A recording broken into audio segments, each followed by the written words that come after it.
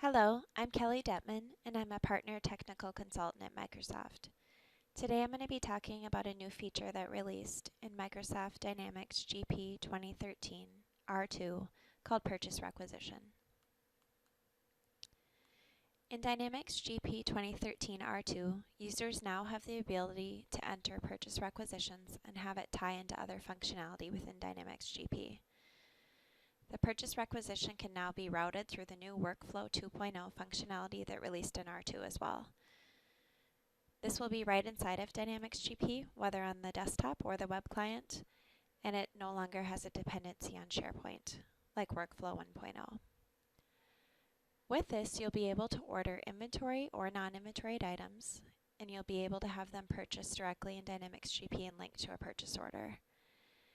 If you're using encumbrance or an analytical accounting, there's an integration between the two. Let's take a look at the session agenda. For the session agenda, we'll first take a look at how you can set up purchase requisitions and the options that are available to you. We'll then look at requisition workflow. We'll see how the Workflow 2.0 functionality comes into play when using purchase requisitions. Next, we'll take a look at how you can enter requisitions and see the options that are available as you're entering. Then we'll take a look at purchase requisition inquiry and lists and see how you can view requisitions that you've entered, and then also ones that are in history from inquiry, and then take a look at 3 new navigation lists added for requisitions. Then we'll see how you can remove purchasing history for requisitions, and finally we'll do a quick recap. We'll start by looking at the purchasing requisition setup and see the options that are available to us. To set up requisitions, click Purchasing on the navigation pane, then select Purchase Order Processing under Setup. Here you can configure the next requisition number, and you can select to keep requisition history. There's also a Requisitions button where you can access the requisition setup window for more options. We'll take a look at this in Dynamics GP.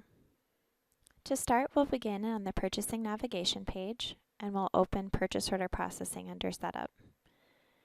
You can see the 2 new fields at the top under Requisition. The next requisition number will be a 17-character field, which allows uppercase, lowercase numbers, and special characters, and the default code will be REQ. The user can also select to maintain history for requisitions in this section. And the rest of the settings for requisition will be under the Requisition button. So we'll click that. And we'll see that we have several options in this window. The first one is the requisition date. The options are to default to date using previous stock date or the user date.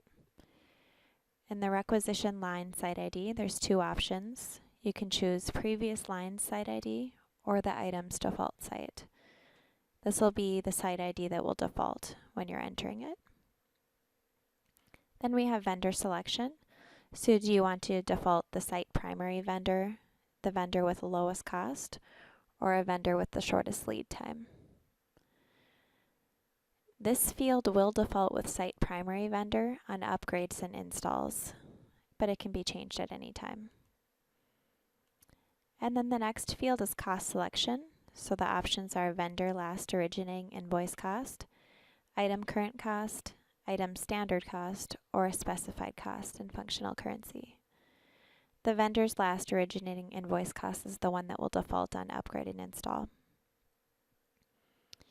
The next section is display requisitions during entry 4, and we have each of the users that are in the system set up here, and an option for requested by or all requisitions. So this will determine what you see in purchasing lists when you're logged in as this user. So if I was logged in as Andrea, I would only see requisitions requested by Andrea and not all requisitions. The admin might want to have all requisitions marked. The other options here in the box down below are create 1 purchase order per ship to address. This will create 1 purchase order per ship to address. It defaults unmarked on upgrade and install. Transfer line comments from requisitions. When marked, any comments entered on a requisition will automatically flow to the purchase orders created from the rec. It also defaults unmarked, unupgraded install. And then the last option is search for uncommitted PO quantities. When this is marked, as requisitions are used to suggest POs, if a PO exists with uncommitted quantity, not reserved by a SOP link document or another requisition, then the system will suggest a link from the new requisition to that existing PO. And this also defaults unmarked, unupgraded install. And then you'll see there's some user-defined fields here, 1 and 2 for the header, and then for the line, there's also 2 user-defined fields. The next topic we'll cover is requisition workflow. When using purchase requisitions, you do not need to enable or activate workflow. However, purchase requisitions can be routed through the new Workflow 2.0 functionality that released in Dynamics GP 2013 R2. Workflow was completely redesigned and rebuilt to be based in Dexterity rather than in SharePoint. So you access and set up workflow directly through Dynamics GP, whether it be in the web client or the desktop client. The first release of the new workflow system includes 4 workflow approval types, and those are purchase order, requisition, project time, and time and attendance. There's also the ability to do remote email approval if web services is installed. There's a separate video with training on workflow, so we won't go into a lot of detail here, but for demonstration purposes, I'm going to show how I have the workflow set up, so when we get into showing the requisition entry, it makes more sense. Please refer to the Microsoft Dynamics GP 2013 R2 Workflow New Features that's packaged with this course. That has more details and information on using and setting up workflow. However, to start using a workflow for purchase requisitions, you would want to make sure to create a workflow with at least one step for the purchase requisition approval type, and make sure to mark the workflow as active. This can be set up on the Administration navigation page or under Tools, Setup, Company, Workflow, and then Workflow Maintenance. Let's take a look at the setup in Dynamics GP. Under Administration, I'll click Workflow Maintenance and show the workflow that I have set up. So if I click on Purchase Requisition Approval, you can see that the workflow type is the Purchase Requisition Approval and the window is Purchase Requisition Entry. The managers I just have set up as an administrator. I can then look at the different options that I've set up for my workflow. So I've marked to send notifications for completed actions. So I'll expect to get an email for some of these actions that occur. And then I also have when a task is overdue, I'm taking no action, so things won't be escalated. My new workflow step, this is always required, so it's going to happen for every single purchase requisition. There's no specific criteria or conditions that are set up here. And I've got this assigned to the manager. It's a very simplistic setup, but it's just one step, and it's assigned to my manager, Phyllis. So whenever anyone enters a requisition, it'll automatically go to Phyllis. If I wanted to define this more, you'll see in the workflow video that I could mark this box here and set up different criteria. I also have an option to send message, and then I only need one response needed. I need to mark this workflow as active, so I'll mark that box and click Save Workflow. Now you'll see the green checkbox. So now when I enter a requisition for the demonstration, you'll be able to see what occurs. Now we'll take a look at Purchase Requisition Entry. We'll see how we can enter in a purchase requisition. We'll submit a purchase requisition for approval. It'll be approved, and then we'll transfer these onto a purchase order, purchasing them. In order to access Purchase Requisition Entry, click Purchasing on the navigation pane, and then click Purchase Requisitions under Transactions. Let's take a look at the feature in Dynamics GP. In Dynamics GP, I'm logged in as a limited user, and I've actually, the name of the user is Sue Limited, just for a visual indicator. But you can see that she has access to the self-service functions like the procurement and then the time management, as well as inquiries and reports and other read-only activities. But for the self-service functions, here's where I would enter a purchase requisition. So this user is set up as a limited user because perhaps they don't use Dynamics GP for other things. So we're going to start with our requisition number defaulted from setup, and then for this I'm going to enter description of stapler, and then I could enter a comment or a ship to address. I'm going to say I'm located at this address. You can see here's my requested by. The date defaulted from user setup, whether it be user date or the last previous document. And here's where I can do a item number. I can do an inventory item if there's something that I want to order from inventory, or if it's just something generic, such as a non-inventory item, I can just enter whatever that is. And then how many do I want? I'm going to just do one. If I know an example of what the unit cost is, I could enter it, but this can also be changed. I don't know what site ID or the vendor ID at this time from my role, so I'm not going to populate that information, or the shipping method. So I'm going to leave everything as is and then just click submit. So when I do that, you can see I get an action. I get an option to do comments. So I'm going to say my stapler broke. Please order a new one. And then click submit. And you'll see my Outlook notification over here popped up. If I pull up my email, now I'm logged into Sue's email, and I click, you'll see I have my rec number, and it was submitted by me, Sue. And then here's the user-defined email that I've set up. So I have the user who entered the date and time, and then the comments for the workflow. So you wouldn't have to have an email come in when one has been submitted, but that's just the way that I've defined my workflow. So now, if you remember when we were setting up the workflow, we said that Phyllis would do the approving. So now we're on Phyllis's email. You'll see the inbox here is Phyllis. And if we look here, it says, you've been assigned a task for the new workflow step in the purchase requisition approval. And so this is all user defined, gives me the rec number. And then here I can drill back, and I would be able to zoom back into Dynamics GP. I can also remotely approve or remotely reject. So this is if I have web services installed, I don't even need to go into Dynamics GP, and I can do that right from here. I'm going to open up, I'm not logged into Dynamics yet. I'm going to log in using the web client. So I will just log in as Phyllis, and that's signing in. I'm going to go back to my email so I could zoom back on that and show you also the remote approval and remote reject. So that's logging in.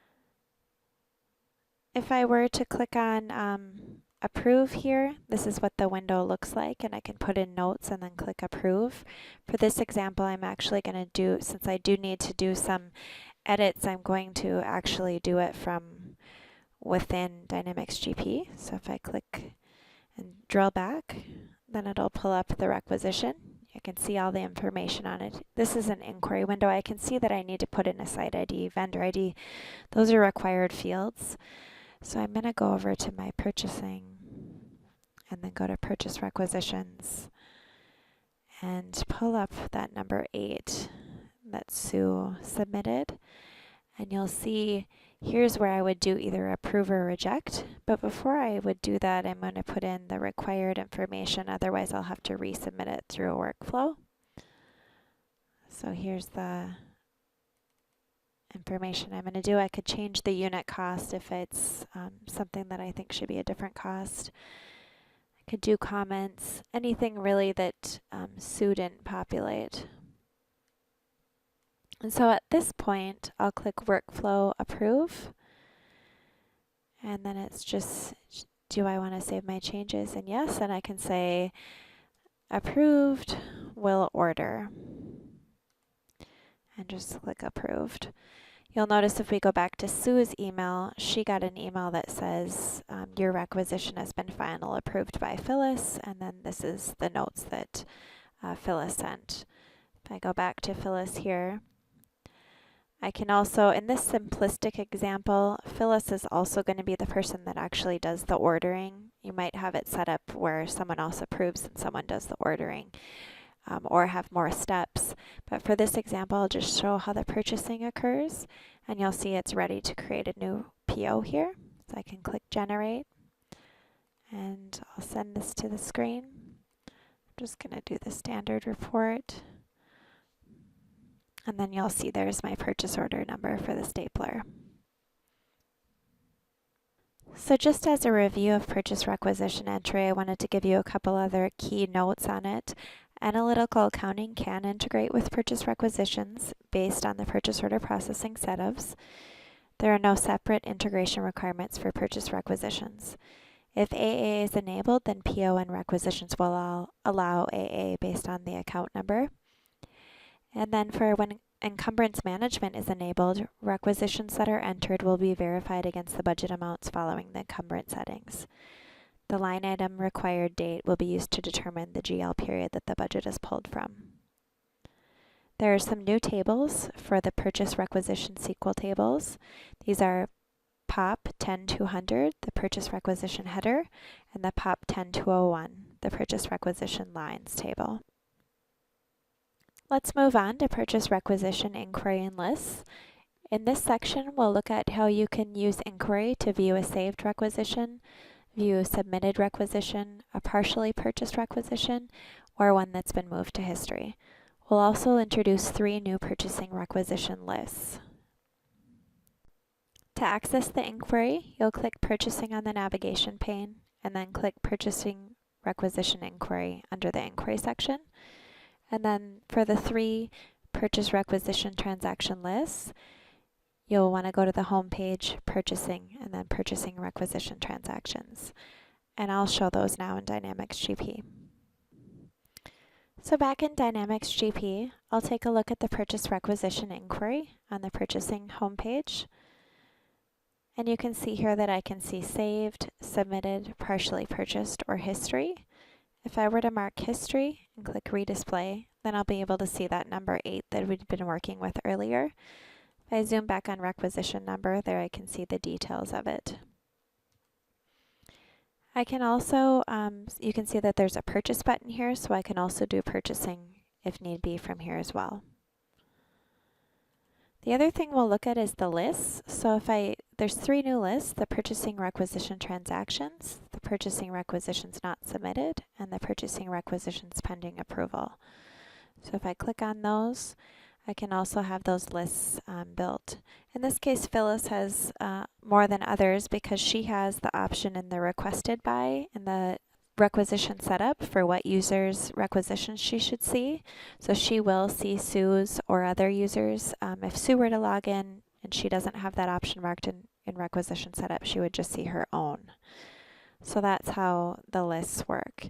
And then there's also on the home page this quick view into zooming into what you need to do, and then you've got these I need to options as well.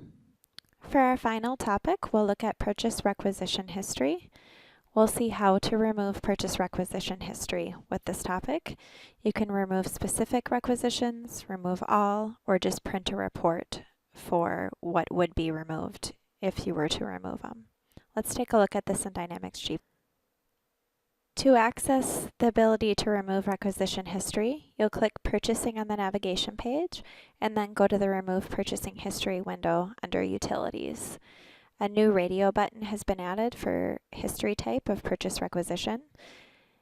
New tables have been added, so the POP 3200 will hold the purchase requisition history header, and the POP 30201 holds the purchase requisition history line. So when you remove history from here, those are the tables that you're affecting. So from the purchasing navigation page, under Utilities, we'll click Remove Purchasing History, and here you can see the new purchase requisition option. Everything is just the same as it had been for purchase orders or receipts.